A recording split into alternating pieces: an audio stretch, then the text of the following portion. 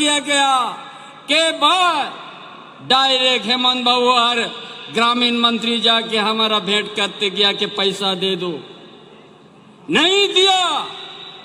तब ये सरकार हेमंत बाबू ने उस समय था ये सोचा हम सरकार अगर नहीं देगा वो केंद्र सरकार, तब आपको अब वो आवाज देना शुरू कर दिया और 2 कमरा का जगह 3 कमरा हम लोग देना जा रहा है। ये हार पूरा 20 लाख परिवार को देने जा रहा है। ये इसलिए ये भारतीय जनता पार्टी का नींद उड़ गया, पेट में दर्द शुरू हो गया और सरकार को अस्थिर करने शुरू कर दिया और झूठा मुकदमे में हेमंत बाबू को जेल कर दिया। यही तो कहानी है। ये जो यहाँ का जो उद्देश्य झारखंड को अलग किया गया था और उस उद्देश्य को पूरा करने के लिए जो हम लोग योजना बना दिया, इसका दर्द हो गया। हर परिवार को आज हम लोग सम्मान दे दिया। यहाँ का आदिवासी, यहाँ का दलित, यहाँ का पिछड़ा वर्ग का विद्यार्थी को विदेश हम लोग पढ़ने भेज दिया। जाओ यहाँ का मजदूर का बेटा, किसान का बेटा अच्छा पढ़ के लिख के आ जाओ, झारखंड को संवारो। ये हम लोग कम किया तो भारतीय जनता पार्टी ने ये सब योजना देख के सरकार को हिलाने शुरू कर दिया। अंत में वो लोग नहीं सका, एक तो जेल किया, लेकिन हमारा पार्टी में हमारा इंडिया गठबंधन जो मजबूत है हम लोग संभाल के रख दे, सरकार फिर से हम लोग बनाया। लेकिन ये लोग जो अच्छा काम करने वाला सरकार, जिस तरह से केजरीवाल अच्छा दिल्ली के ऐसा राजधानी में, भारत का राजधानी में अच्छा काम करने के लिए वहाँ का बिजली, वहाँ का शिक्षा, वहाँ का स्वास्थ्य को अच्छा काम करने का कदम उठा दिया, तो आज उनको आज जेल जाना पड़ा। इसी तरह आज हेमंत बाबू भी यहाँ का आदिवासी का बेटा, यहाँ का किसान का बेटा, मूलवासी का बेटा, दलित का बेटा, अल्पसंख्यक का बेटा, पिछड़ा वर्ग का बेटा को विदेश जब पढ़ने फ्री पर भेज दिया, इन लोग को पेट में दर्द हो गया। ये जो इतना सुंदर काम झारखंड को संवारने के लिए ये जो योजना हम लोग शुरू किया, ये भारतीय जनता पार्टी, इसीलिए आज उसका दर्द हो गया साथी। इसीलिए आज जागे सूर संगीन खन पे सोहर से डरकर ना झारखंड दिसों माझी हड़म को सनाम कोटे आलिया अरदास्ता है ना नोआ दिशोम रे नोआ दो आबुआ दिशोम का ना हेमंत बाबू तो खाली खाली ते जेल को जेल का दिया को नोआ दिशोम रे आबुआ उड़ा आबुआ जे रेंगे जो रे जो तो हराम बुढ़ी जो गो बाबा को पेंशन एमत कुआ, जो तो विधवा को पेंशन एमत कुआ, नेत्रहीन को पेंशन एमत कुआ और विकलांग को पेंशन एमत कुआ। नोआ दिशोम रे बेस इसूल बेस को पढ़ा माहौन गड़ा उन्हें एहोप किया, उन्हें ते भारतीय जनता पार्टी नुको दो मेरे रुकुड़ेन तक हुआ और हाना नवा दोस्त कहते खाली खाली ते दोस्त कहते और तेल ले कोई दिक्कत दिया उन्हें तो नुआ दिशोम हो नुआ तो सनाम को पूजेरा दिशोम गुरु शिबू से रहते हैं मरंग लेका केटेज बनुया हड़मा हड़ा मेनताया मेनका ने नो दिशोम हड़ताल रे दुरुबा कना है दिशोम होड़े जागुआ रखत बुआ नुआ दिशोम होड़े एबे नकत बुआ नोआ दिसोम रे हरियर चिड़े ओटा सब चोआ कट बुना ओनाते नोआ दिसोम रे आलो पे हंते नतिया नोआ दिसोम न्यामो चोआ कट बुना दिसोम गुरु शिबू सोरेन ओनाते नोआ दिसोम रे हरियर चिड़ आसार के तहन मा अबुआ मोहा गठबंधन जहाँ गाँव तकना जहाँ के बुनती हुआ का दिया उन्हीं के उना आबुआ गोड बंधन के भोट बन एम्मा नोआ दिशम दो आर नितम दो भारतीय जनता पार्टी तीर दो बाबन चलाओ हो चो मा नोआ दो सनाम दिशम होड़ पे मोने रे पे ठेवको का बाका नोआ दिशम जाले का नितम उनको तो नोआ दिशम रे हेज कते आबुआ रायरीत को बदला आबुआ सीएनटी एसपीटी एक को बदला आबुआ जहां नागाम इतिहास ओना को दापाला ओनाते नोआ धरती रे दो सेदा आपराम को तीसो ओड़ा आयदारी बाको सहावका ओनाते सनाम को जुमीत पेता है ना आर नोआ दिशोम रे आबुआ गीता है मा आसार होता है मा आबुआ मोहा गठबंधन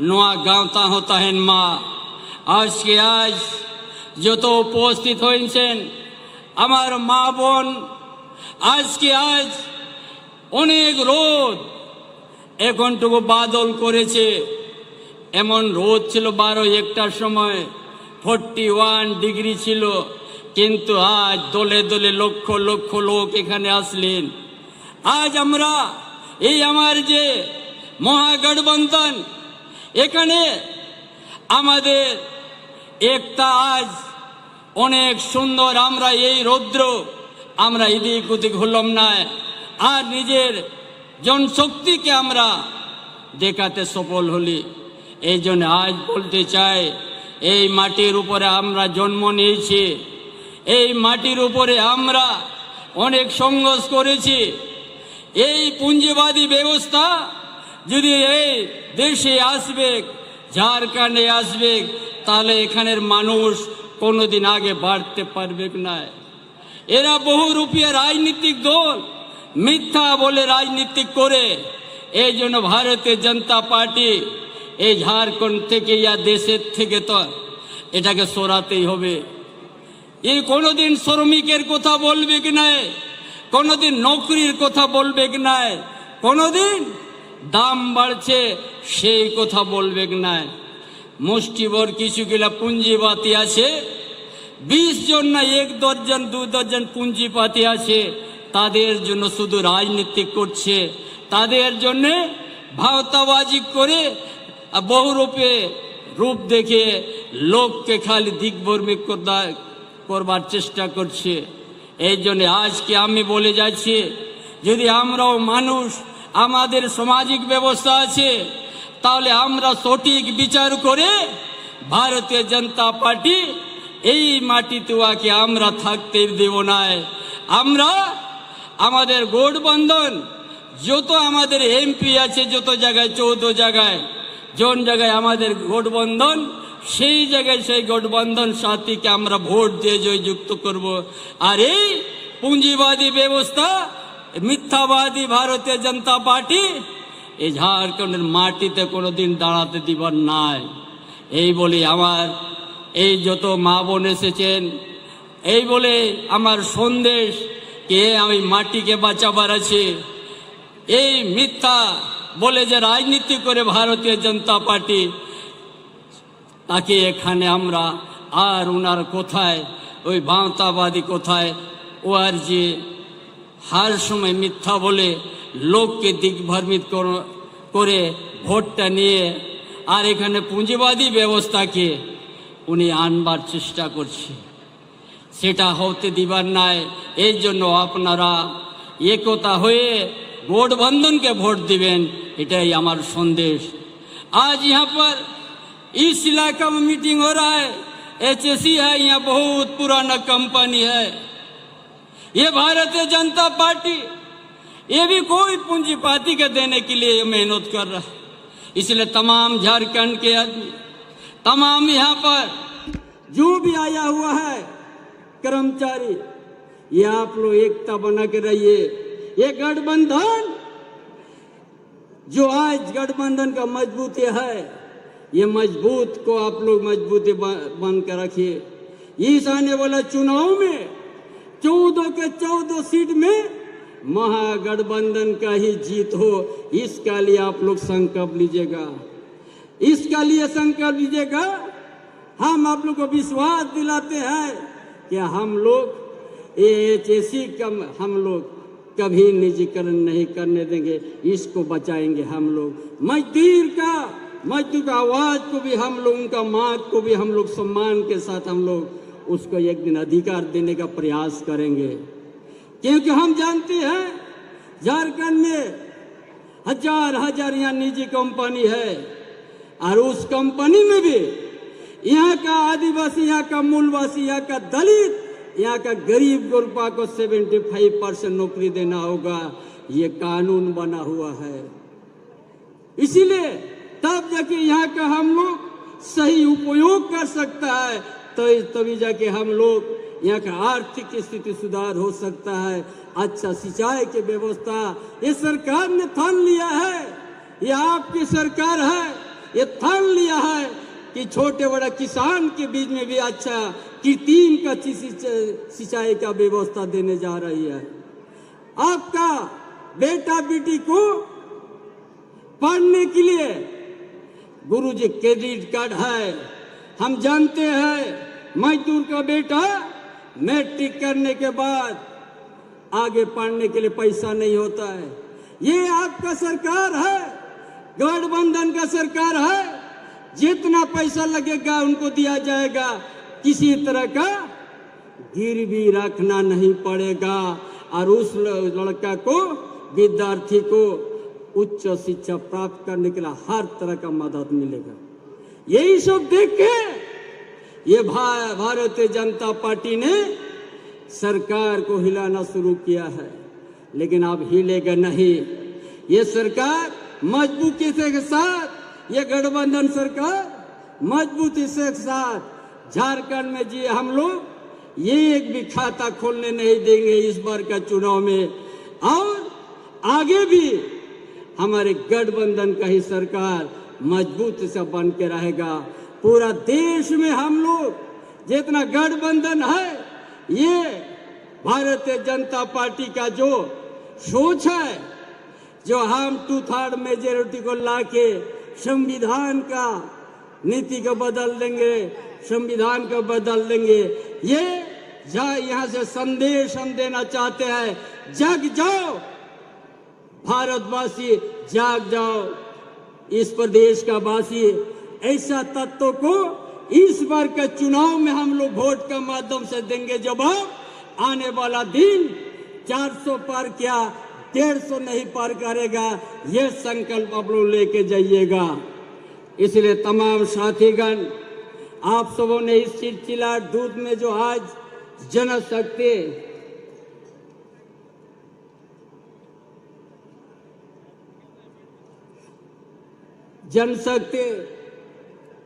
आप सबों का जो जनशक्ति है उसका सम्मान करते हुए आज हेमंत बाबू क्या उसका जो जेल जाया गया है, उसका लिए एक जनशक्ति जो आप लोग दिखाया है, उस जनशक्ति का आभार के साथ अपना विचार को समाप्त करता हूँ।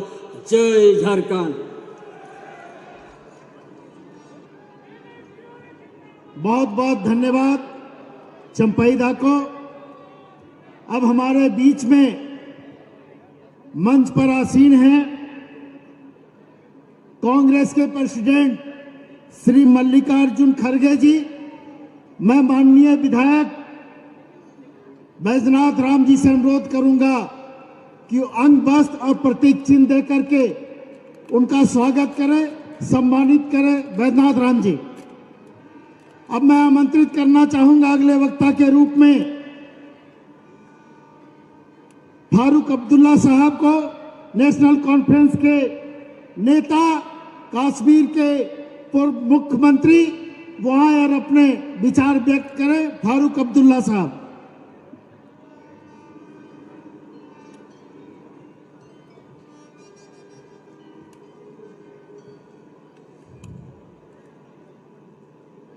झारखंड की जनता और स्टेज पे सारे नेतागण, आज सुबह को मैं कश्मीर से चला। कश्मीर में 12 डिग्री टेम्परेचर था। और जब मैं यहाँ उतरा तो यहाँ पे 39 डिग्रीज था, मेरा तो पसीना ही हो गया। तो फिर हम बताइए मुझे आप लोग, हम लोग कैसे एक हैं? क्या चीज है जो हमें एक रखती है? आपका तरीका जिंदगी का अलग, खाने का अलग, कल्चर अलग, बोली अलग। मैं कश्मीर से, पहाड़ियों से, जहां बर्फ हो रही है, बारिश पड़ रही है, इतनी सर्दी है, रात को के 7 डिग्री है, मैं बयान नहीं कर सकता। हमारा खाना अलग, हमारा तरीका अलग, बोली अलग। क्या तमिलनाडु लीजिए, आपका और उनका क्या जोड़ है? वो तमिल बोलते हैं,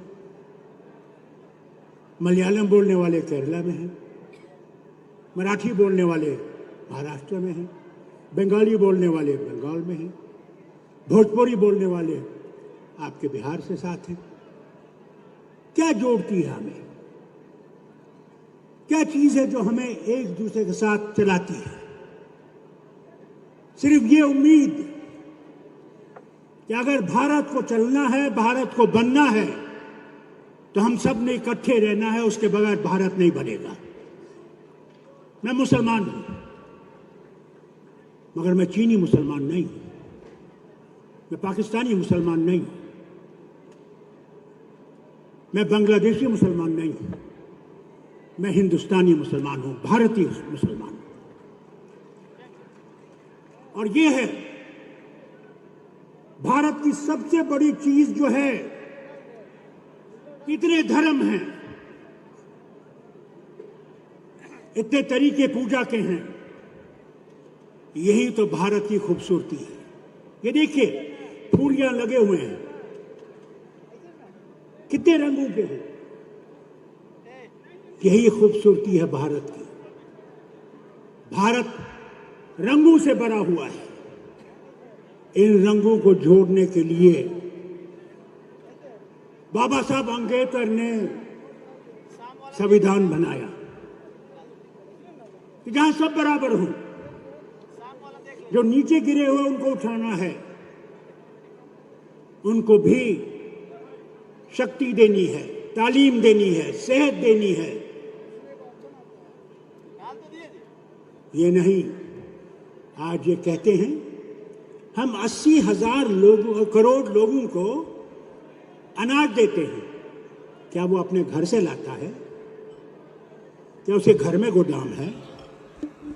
ये यहाँ के लोगों का खून और पानी है, प्यास है, सारा कुछ है जिंदगी का,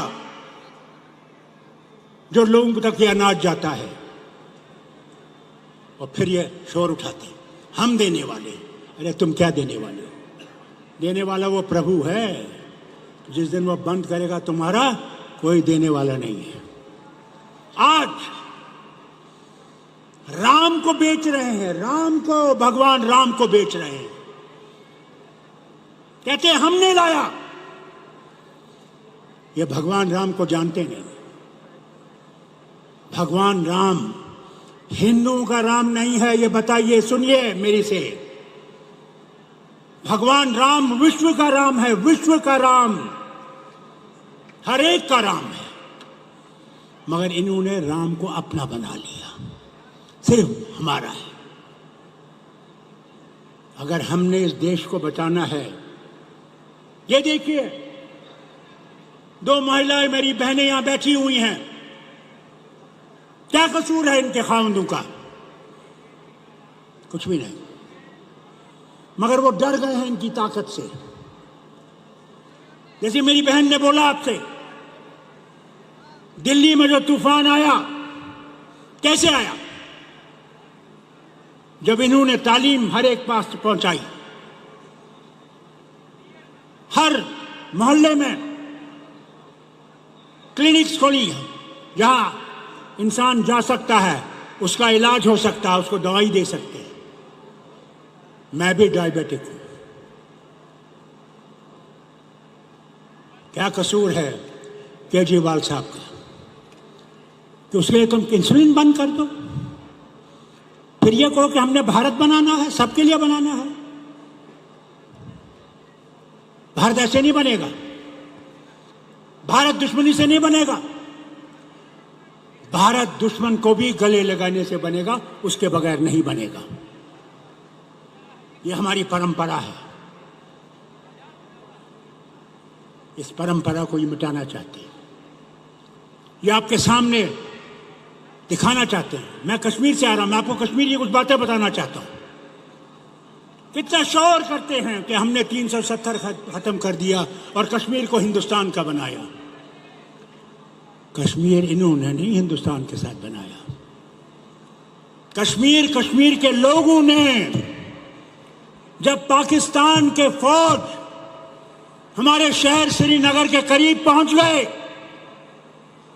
उस वक्त वो कश्मीरी हिंदू, मुसलमान, सिख खड़ा हो गया और कहने लगा, हमलावर खबरदार, हम कश्मीरी हैं तैयार। हम 70% से ज्यादा मुसलमान हैं, मगर हमने पाकिस्तान को कबूल नहीं किया। हमने गांधी और नेहरू के हिंदुस्तान को कबूल किया कि इसमें हम सब रह सकते हैं, हिंदू, मुसलमान, सिख, ईसाई, बौद्ध, जो कश्मीर की आबादी है। ये आज आपके पास आते हैं, हमने कश्मीर लाया। अरे क्या तुम्हारे बाप ने लाया? वो तो कश्मीर के लोगों ने लाया, जिनने वो किरण देखी गांधी में, नेहरू में। यही मुल्क है जहां हम इज्जत से रह सकते हैं। आज हाल देखिए क्या है।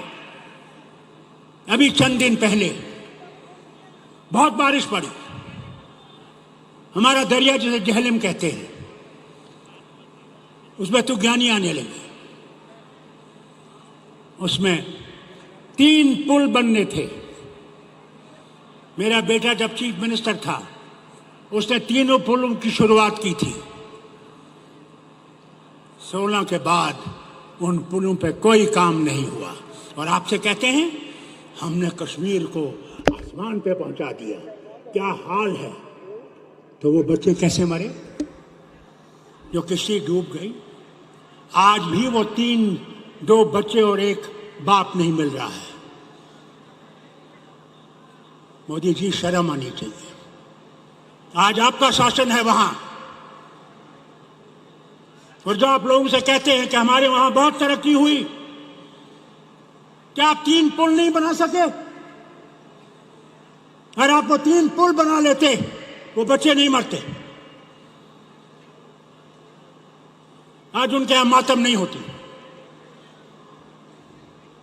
इनकी बातों में मत जाइएगा। हम इतने पीछे हो गए हैं, मैं बयान नहीं कर सकता। क्या जम्मू और कश्मीर के लोग बेवकूफ हैं कि वो अफसर नहीं बन सकते?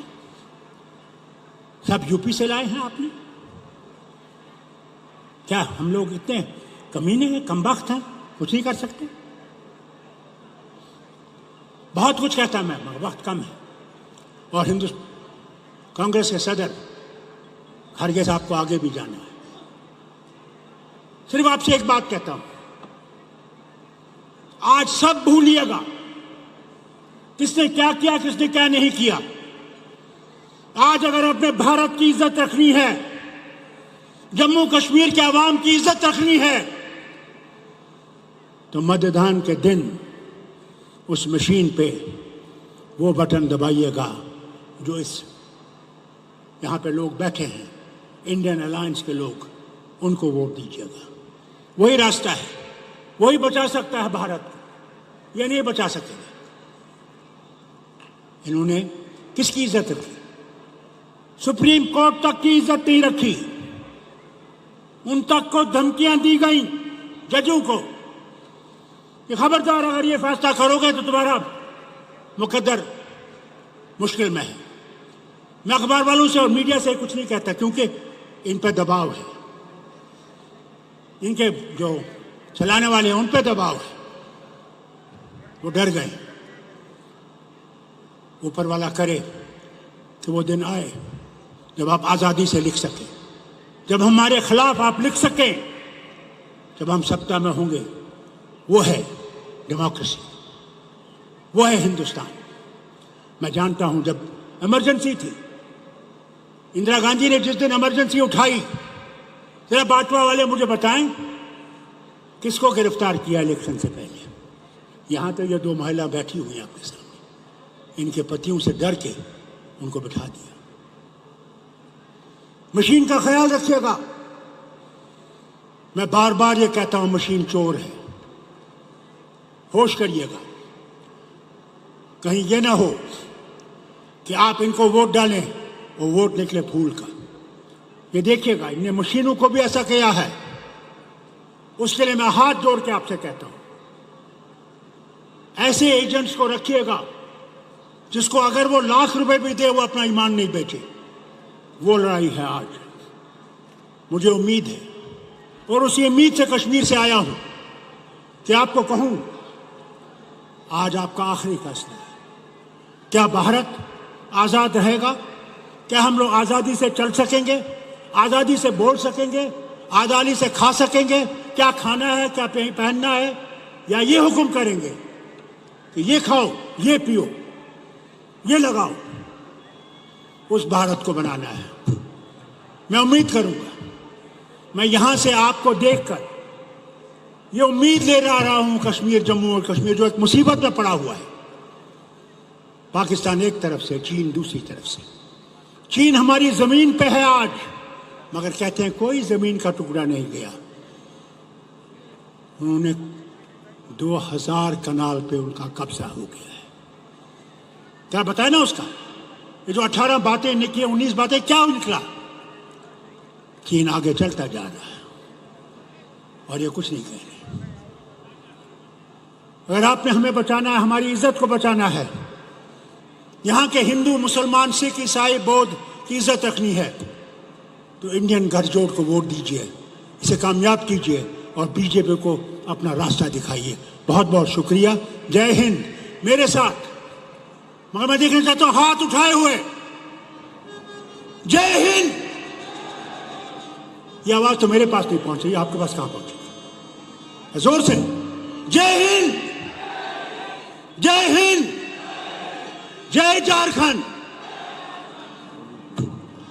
बहुत बहुत धन्यवाद फारूक साहब को। अब हमारे बीच में उपस्थित हैं, विराजमान हैं कांग्रेस पार्टी के राष्ट्रीय अध्यक्ष खड़गे साहब। उनको आमंत्रित करने से पहले मैं चाहूंगा कि एक बार आप लोग जोरदार आवाज बुलंद करें। मल्लिकार्जुन खड़गे जिंदाबाद, मल्लिकार्जुन खड़गे जिंदाबाद, मल्लिकार्जुन खड़गे जिंदाबाद, इंडिया गठबंधन जिंदाबाद, इंडिया गठबंधन जिंदाबाद, कांग्रेस पार्टी जिंदाबाद। धन्यवाद। आज के इस चुनावी सभा में उपस्थित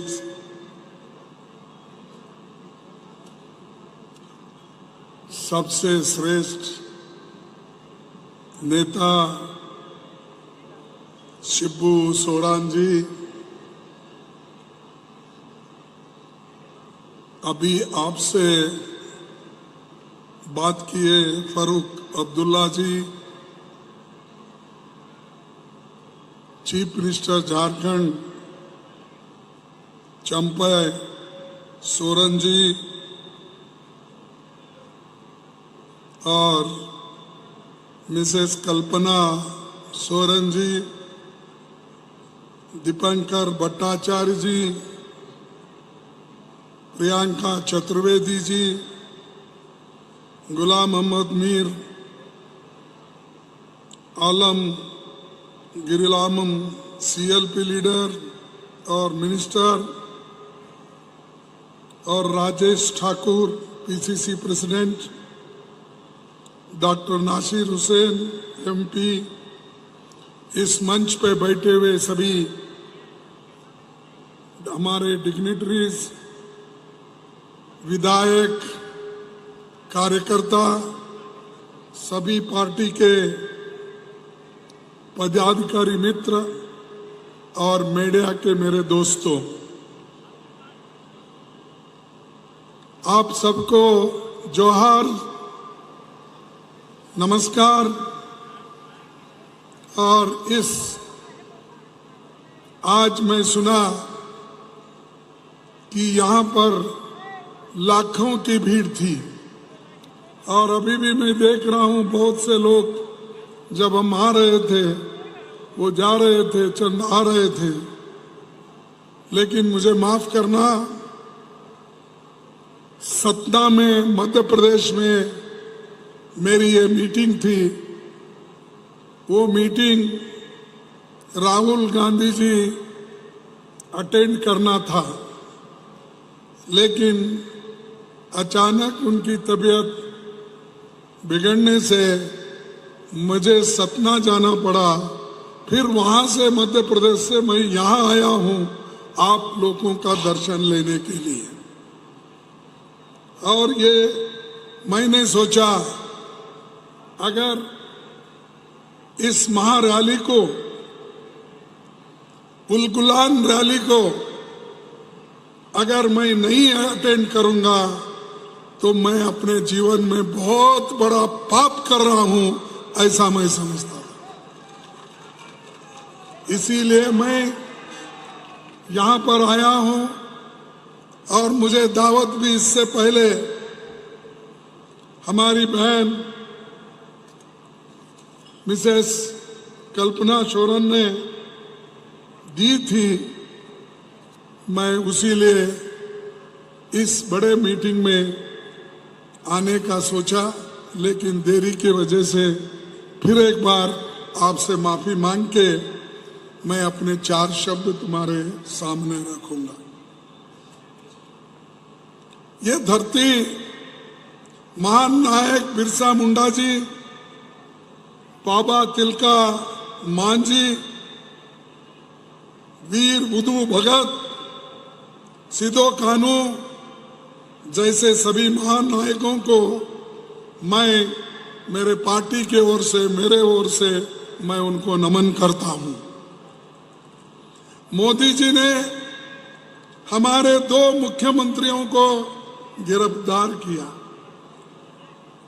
कई के लिए गिरफ्तार किया? हमारे हेमंत सोरेन जी की कोई गलती तो नहीं थी, लेकिन उनके ऊपर दबाव था।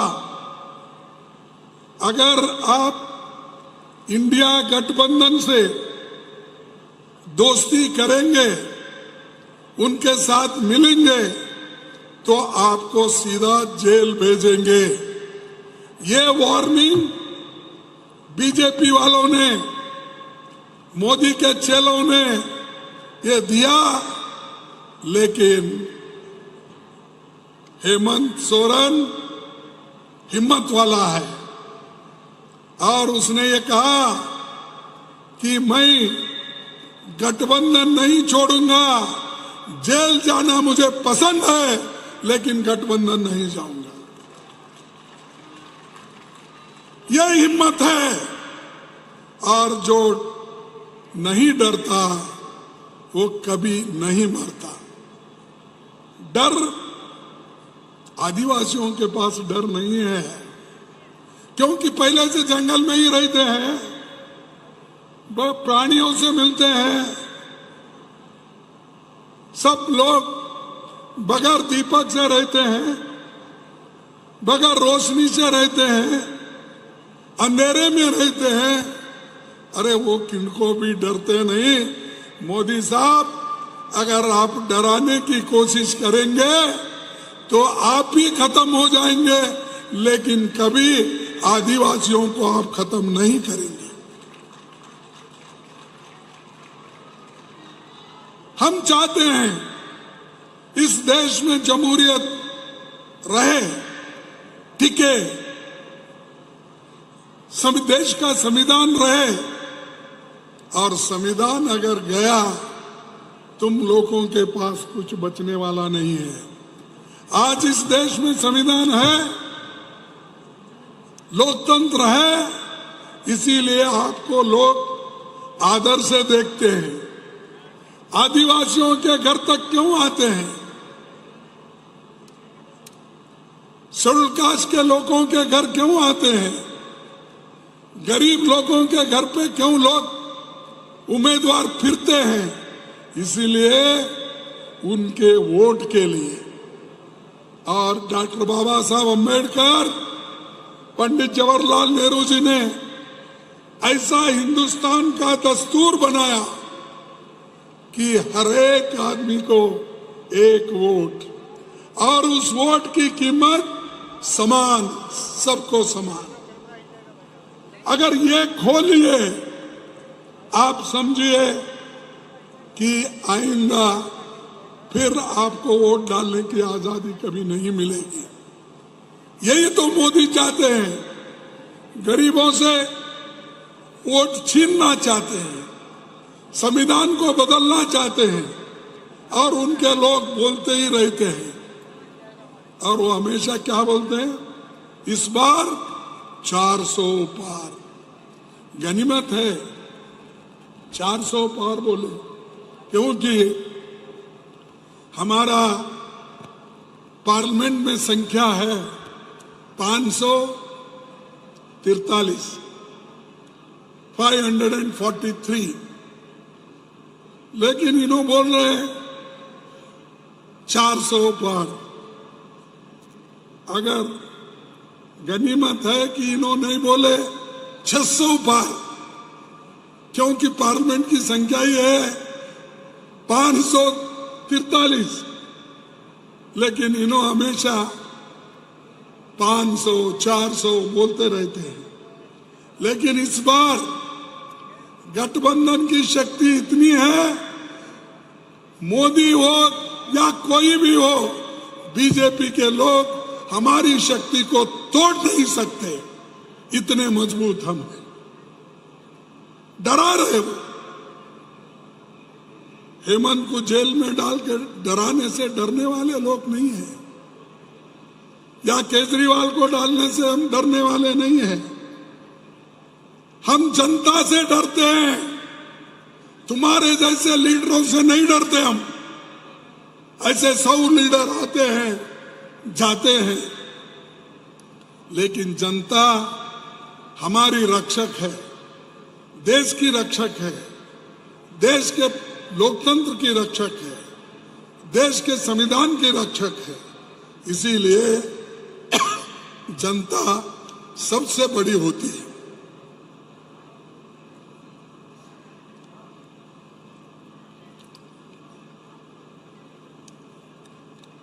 हमारे 2 मुख्यमंत्री को आज जेल में डालने से हम खत्म नहीं होने वाले हैं।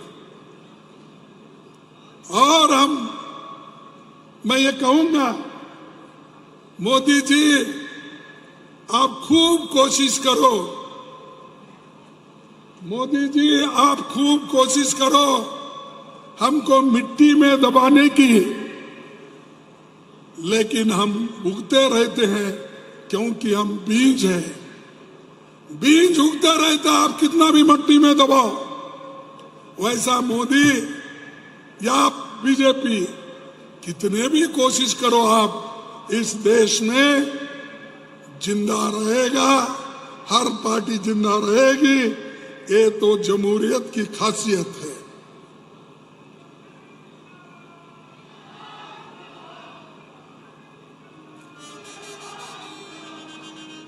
और मैं हमारे आदिवासी भाई बहनों को मैं कहना चाहता हूं, हमेशा मोदी जी ये कहते हैं, मैंने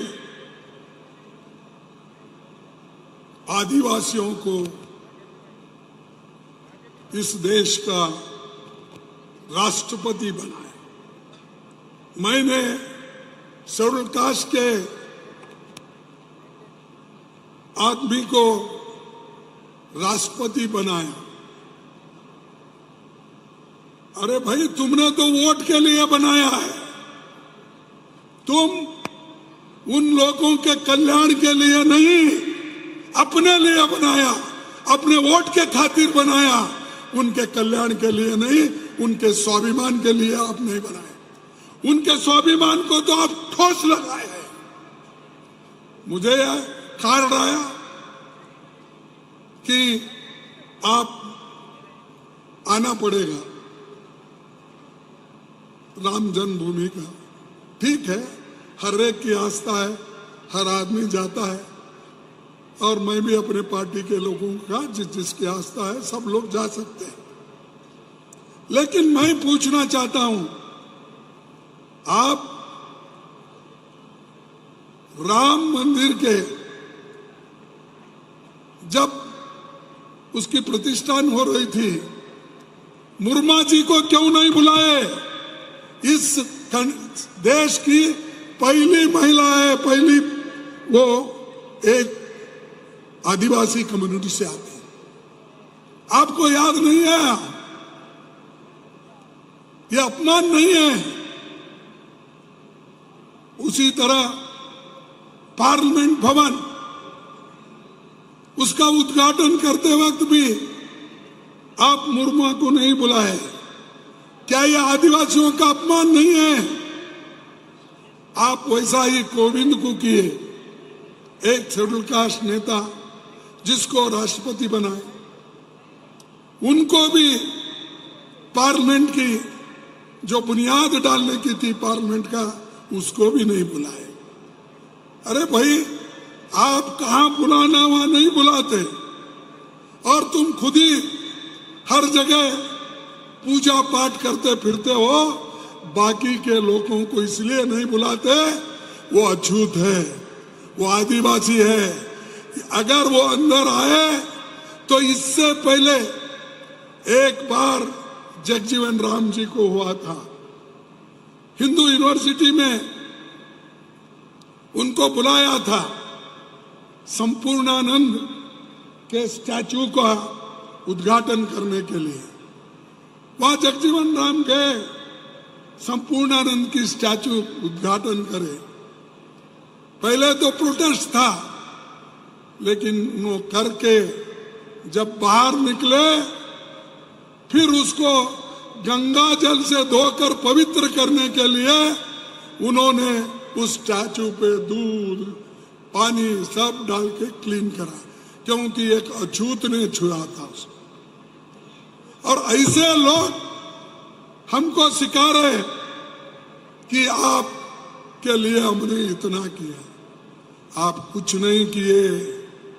आपको मौका मिला, आप ना गरीबों को नौकरी दिए, ना आज जो आसमान पे जा रहे हैं कीमतें, वो घटाए। और आपने क्या किया? वोटों के लिए आपने किया। नौजवानों को कहा, हमारे नौजवान भाई बहनों, तुमको मैं सालाना 2 करोड़ नौकरियां दूंगा। अब 10 साल में कितना देना चाहिए था? 20 करोड़ नौकरी देना चाहिए था। कहां है मोदी साहब तुम्हारे 20 करोड़ नौकरियां?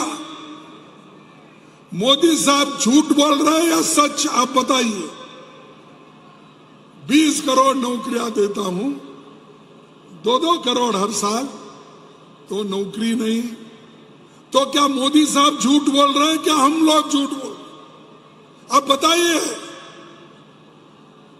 15-15 लाख गरीबों के जॉब में डालने की बात की है। कहां है 15 लाख? काला धन ला कर देता हूं बोले, ये भी मोदी ने झूठ बोला। किसानों का आमदनी डबल करूंगा बोले, कहां है डबल आमदनी? ये जो है, मोदी जी हमेशा झूठ बोलते हैं। इसीलिए मैं हमेशा उनको कहता हूं, ये मोदी साहब झूठों के सरदार है। सब लोग सच बोल के काम करते हैं, लेकिन इन्होंने झूठ बोल के वोट लेते हैं, फिर लोगों को तंग और तबाह कर देते हैं। मैं आपसे पूछना चाहता हूं कि मोदी जी ने आदिवासियों को भी क्या दिया? इंडिया गठबंधन सरकार हम फिर से जब आएंगे, एमएसपी का अधिकार छोटे वन उपज पर भी लागू करेंगे। पैसा कानून को सही तरीके से हम लागू करेंगे। सारे आदिवासी विरोधी कानून को हम वापस लेंगे। जल जंगल जमीन का कानूनी अधिकार हम देंगे। एससी एसटी जनसंख्या के आधार पर हम बजट बनाकर उनको खुशहाली के तरफ हम देखेंगे। यह हमारा गठबंधन का आश्वासन है और गठबंधन मजबूत है। इसीलिए तो मोदी जी अब घर घर फिर रहे, गली गली फिर रहे, कॉरपोरेटर को अंदर ले रहे और वो कह रहे हैं कि मैं भ्रष्ट लोगों को खत्म करूंगा, भ्रष्टाचारी को नहीं छोड़ूंगा। अरे भाई करो, कौन न को बोले, लेकिन क्या कर रहे हैं? जो भ्रष्ट लोग हैं उनको अपने गोद में बिठा लिए हैं। 23 लोग जो उनको चंदा दिए उनके ईडी केस निकाल दिए, सीबीआई का निकाल दिए, आईटी का निकाल दिए। एक तरफ भ्रष्ट लोगों को शिक्षा देता हूं, दूसरे तरफ भ्रष्ट लोगों को चंदा लेकर उनको धंधा भी देते हैं और ऊपर से उनको गोद में भी बिठा लेते हैं। ऐसे मोदी साहब है। लोगों को कहने के लिए तो कहते हैं, लेकिन किए क्या? ये कर रहे भ्रष्टाचारियों को आप सपोर्ट कर रहे हैं और इसके लिए हम लोग एकजुट होकर हमको लगना है। और इसी के लिए हम अपने भाई बहनों से यही कहूंगा कि हम जो 5 न्याय, एक युवा न्याय, नारी न्याय, मजदूर न्याय, श्रम न्याय और भागीदारी न्याय, हिस्सेदारी, ये 5 न्याय, किसान न्याय, ये 5 न्याय जिसमें 5-5 और गारंटीज है, 25 गारंटी हम करके दिखाएंगे, वो सारे गरीबों के लिए है। तो भाइयों,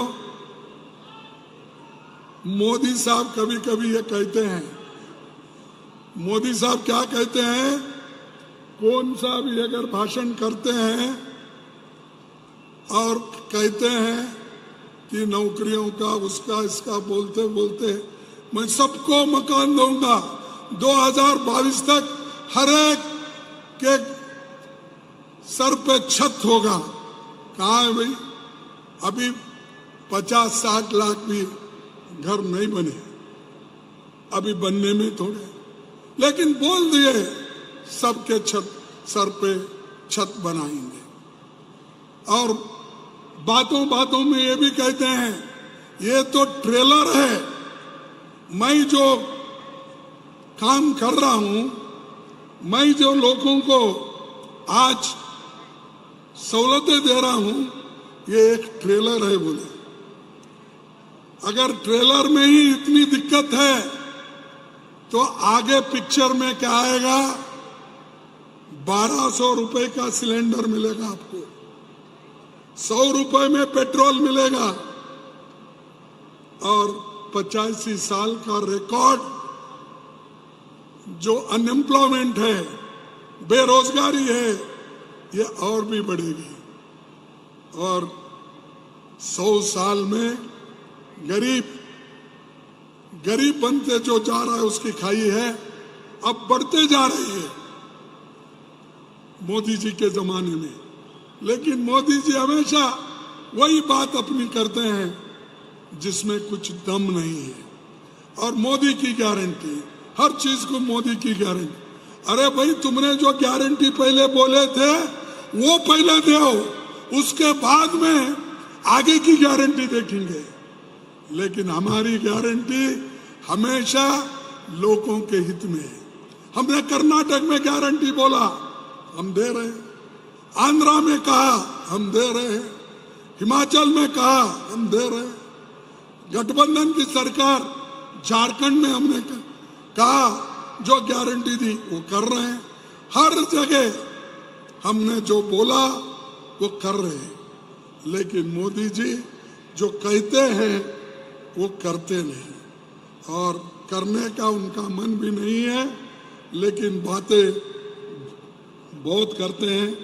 तो इसीलिए मैं आपसे, अब समय भी बहुत हो गया, आपसे यही विनती करूंगा कि आप 2024 के जो हर टप्पे के चुनाव होते हैं उस चुनाव में ज्यादा से ज्यादा वोटिंग कराओ, उनकी ईवीएम भी डरे ऐसा करो, सब लोग उठ के आओ, बाहर आओ, जितना ज्यादा वोटिंग आप गठबंधन को करेंगे उतने ज्यादा सीट हमारे आएंगे।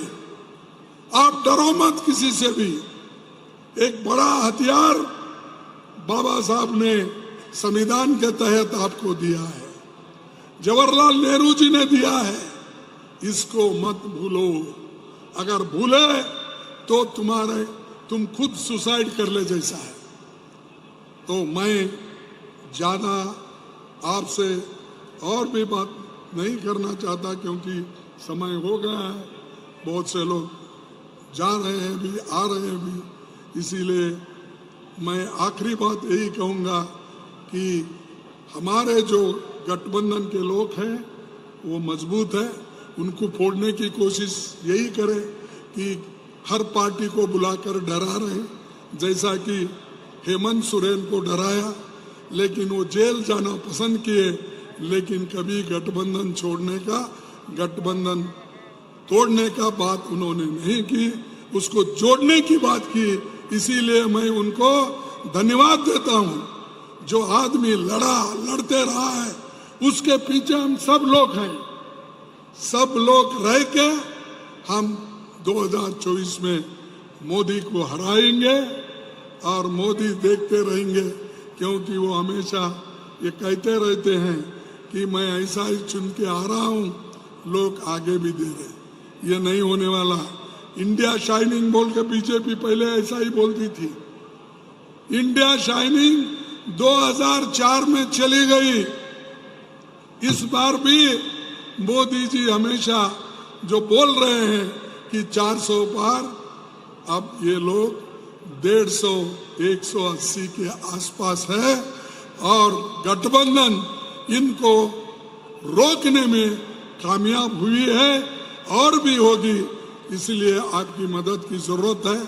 इतना कहते हुए फिर एक बार मैं आपसे माफी मांगता हूं, क्योंकि मैं देर से आया, इसीलिए मैं आपसे माफी मांग के अपने शब्द को खत्म करता हूं। जय हिंद, जय कांग्रेस, जय हिंद। अरे बोलो यारो, इतनी ताकत लगाओ। झारखंड के लोगों में इतनी ताकत है। ये देखिए 92 इयर्स 99 इयर्स हमारे गुरुजी बैठे हैं, उनमें ताकत है, आप में क्यों ताकत है? जय हिंद, जय हिंद, जय हिंद, जय झारखंड, जय झारखंड, जय झारखंड, जय झारखंड। सबको धन्यवाद, नमस्कार। मंच पे बैठे हुए सभी सम्मानित सदस्य अपना अपना स्थान ग्रहण करें, अपना अपना स्थान ग्रहण करें। अभी कार्यक्रम समाप्त नहीं हुआ है, सब कोई बैठ जाए, बेहतर होगा। अब मैं झारखंड के प्रदेश अध्यक्ष कांग्रेस राजेश ठाकुर जी को आमंत्रित करना चाहूंगा, वो आए और धन्यवाद ज्ञापन करें। राजेश ठाकुर जी। धन्यवाद विनोद पांडे जी। आज धन्यवाद करना चाहता हूं मैं उस शख्सियत को जिनका नाम दिसोम गिरू शिबू सोरेन जी हैं, जिन्होंने एक ऐसा सुपुत्र पैदा किया जिनकी वजह से आज हम लोग सब यहां इकट्ठे हैं। वैसे सुपुत्र हेमंत सोरेन जी का शुक्रिया अदा करूंगा और जो हमारे राष्ट्रीय अध्यक्ष आदरणीय मल्लिकार्जुन खड़गे जी ने इस पूरी सभा को ताकत देने के लिए यहां समय दिया, उसके लिए मैं उनका शुक्रिया अदा करूंगा। मैं यहां के मुख्यमंत्री माननीय चंपई सोरेन जी का शुक्रिया अदा करूंगा कि उन्होंने कम दिनों में आदरणीय हेमंत सोरेन जी की जो कमी थी उसको पूरा करने का काम किया है। मैं शुक्रिया करूंगा उस व्यक्ति के जिस शख्सियत के कारण आज झारखंड शान से कहता है कि हम झारखंडी हैं, उनकी पत्नी कल्पना सोरेन जी का, जिन्होंने पूरी पार्टी को एक अलग सा नेतृत्व देने का काम किया है। मैं धन्यवाद करना चाहूंगा प्रियंका चतुर्वेदी जी का, जिन्होंने वहां से उद्धव ठाकरे जी के आदेश से यहां आने का काम किया और हम सबों का मनोबल बढ़ाने का काम किया। मैं धन्यवाद करूंगा जो यहां मुख्यमंत्री अखिलेश यादव जी आए थे, उनका मैं धन्यवाद करूंगा। मुख्यमंत्री भगवंत सिंह मान जी का, संजय सिंह जी का और उस सुनीता केजरीवाल जी का, जो दिल्ली में दंश झेल रहे हैं, बावजूद उन्होंने यहां आकर के समय दिया और पूरी एकता और एकजुटता के साथ जो झारखंड की आवाज थी उसको बुलंद करने का काम किया। संगठन के साथी विनोद पांडे जी का मैं आभार व्यक्त करूंगा कि उन्होंने एक पूरे राज्य में एक संदेश दे करके सबको जुटाने का, एक जो संगठन की शक्ति होती है उसको पूरा करने का काम किया।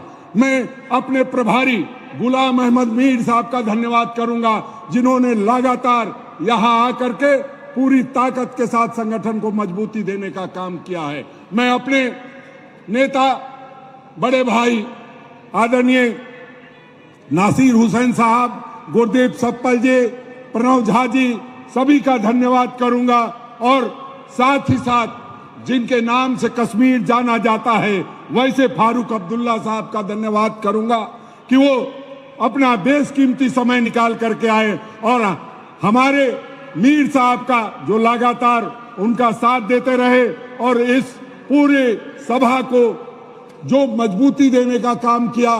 आप सभी मीडिया के साथियों का आभार, धन्यवाद और शुक्रिया अदा करूंगा। तमाम झामुमो कांग्रेस आप